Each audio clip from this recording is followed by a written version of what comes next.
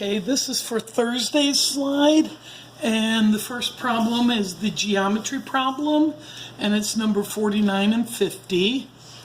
So the diagram is of a rectangle within side of another rectangle, and they say that this is X and this here is X, and this length here is X, and this length here is X. So in other words, this border around the inside rectangle is all the same length.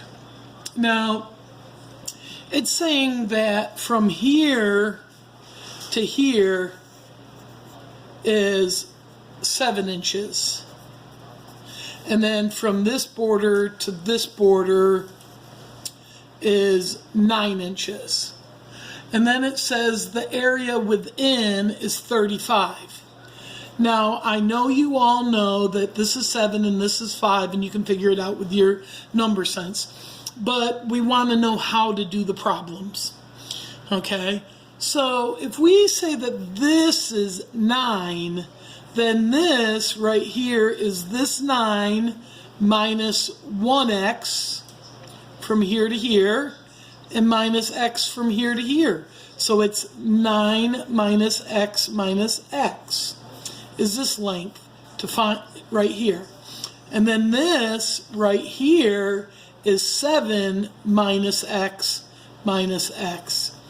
And when you multiply those two together, it's saying you're going to get 35 square inches, because inch times inch would be inches squared. All right, so now we got to find out how to solve for x, but we can't solve like this. So negative x plus negative x is 9 minus 2x. And then this here is 7 minus 2x. And that's going to equal 35. Well, we know we can't solve it that way either. But what we can do is to factor a quadratic, or in the form of ax squared plus bx plus c.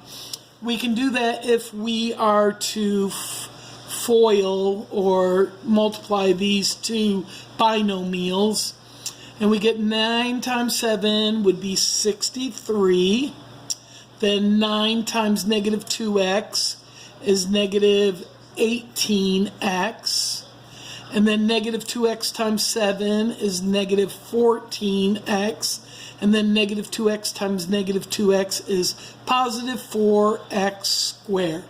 And that is all going to equal 35. Now, we know this form, and we know that these are like terms that we can combine, and then we can move the 35 over to set it equal to 0.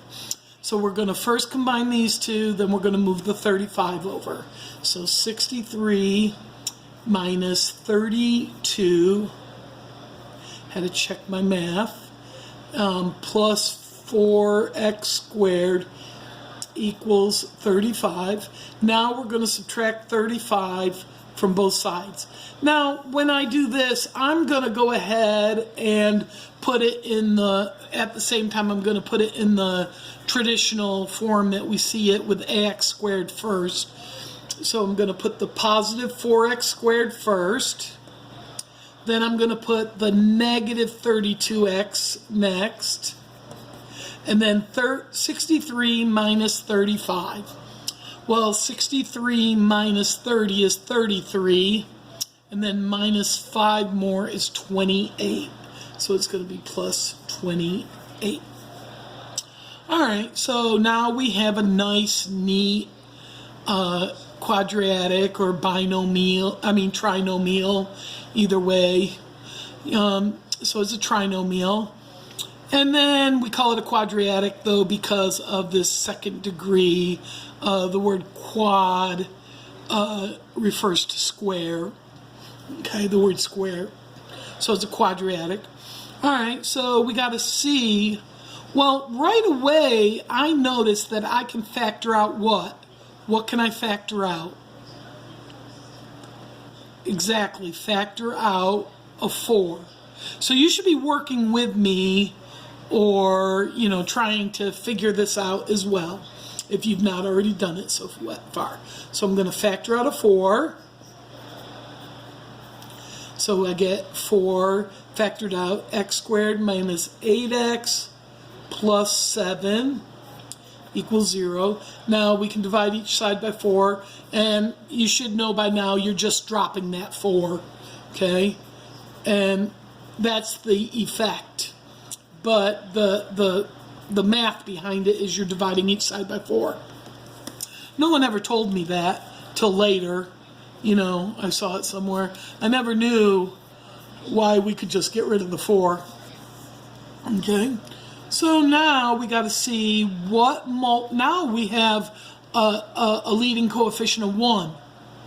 So because we have that leading coefficient of 1, we can now do the shortcut method of solving, which is to say that the numbers just go right into there. So what multiplies to 7, positive 7, and adds to negative 8? Well, if it's going to add to a negative and multiply to a positive, they are both negatives. So we have negative 1 and negative 7. Okay? So negative 1 and negative 7 add to negative 8. So negative 1 and negative 7. So now x minus 1 equals 0, or x minus 7 equals 0. So x equals 1 or x equals 7. Now, 7 just doesn't make sense, so it's 1. 1 is our answer. Okay? So that was number, the width of the strips are x, and the new dimension is 9 minus 1 is 7. And 7 minus 1 is 5, and those multiplied together do equal 35. So that was number 49 and number 50. Okay, now I'm going to go on to the next problem, and the next problem is number 51, the cliff diving problem. Now, anytime you have a problem like this, you should draw a picture. So you should have been able to do this one by yourself. So a diver leaps from the edge of a cliff 80 feet above the ocean. So the starting height is 80 feet. And he is doing it with an upward velocity of 8 feet per second. Okay. And how long will it take for him to enter in the water below? And so we're going to say that the water is at 0 feet. Okay? And 80 feet would actually be 0. So let's let this look a little nicer. Okay? So we're going to go like that. Okay, and if we had a parabola, we would then, and the other 0 over here, because this is your y-axis, this is your x-axis, and this is, your time is 0 when he starts, and he goes up and then down, and what time is it when he enters the water? How long was he in the air? Now, the other answer is going to be a negative answer, and that's going to be this one over here, which didn't exist, because this is all cliff, okay? So, and just the nature of parabolas are that they're symmetrical, okay? So we're going to use the vertical motion formula. H equals negative 16t squared plus vt plus s. And we know that S is, and I never start over here, S is the starting height, and that was 80. And the initial velocity, they said, was 8 feet per second. And then this one is just the same, and the height that we're trying to solve for is 0.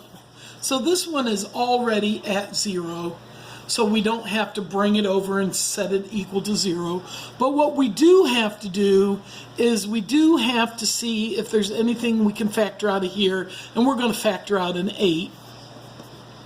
Okay? And that'd be negative 16 divided by 8 is negative 2t squared. That would be 1t. And this would be 10. Then we divide each side by 8. And you get 0 equals negative 2t squared plus t. You can put 1t or just t and plus 10. Now we're going to multiply a times c to get what it multiplies to. So it multiplies to 20 and adds to 1. And so I know that if it's going to add to 1, the numbers are 1 apart.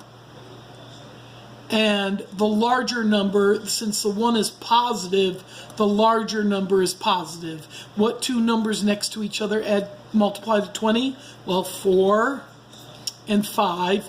And the larger one is going to be positive because that's positive. So negative 4 and positive 1 is positive. Negative 4 and positive 5 is positive 1. So now we're going to split this t into negative 4t and positive 5t. So 0 equals negative 2t squared. Going to put the negative one first.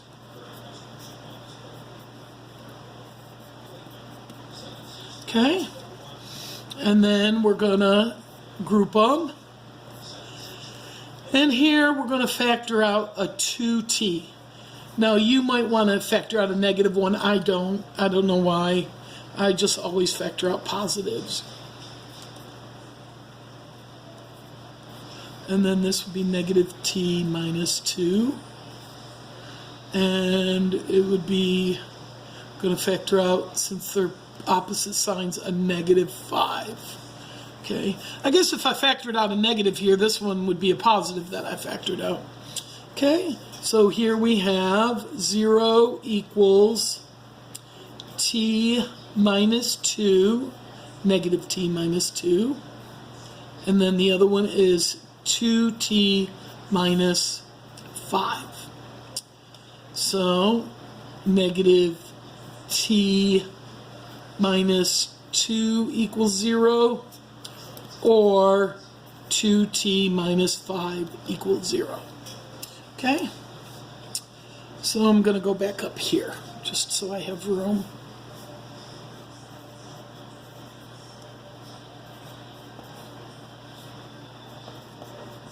So here we add 2 to both sides, and we get negative t equals 2. And then at negative we change both signs. Or now here we add 5 to both sides. 2t equals 5 divided by 2. T equals 5 over 2. Or t equals 2.5. Alright, so the time that they went into the water is 2.5 seconds. And that would solve for 0. Now over here, we would see that this is negative 2 seconds. Okay, negative 2 seconds. But of course, that didn't exist. And if there's 5.5 seconds between this one and this one, then right here at the top, half of 5.5 is 2 3/4. He would have reached his highest at 2 3/4. But that's for another lesson. I just thought I'd put that in there. Hope this helps, and I hope this explains some.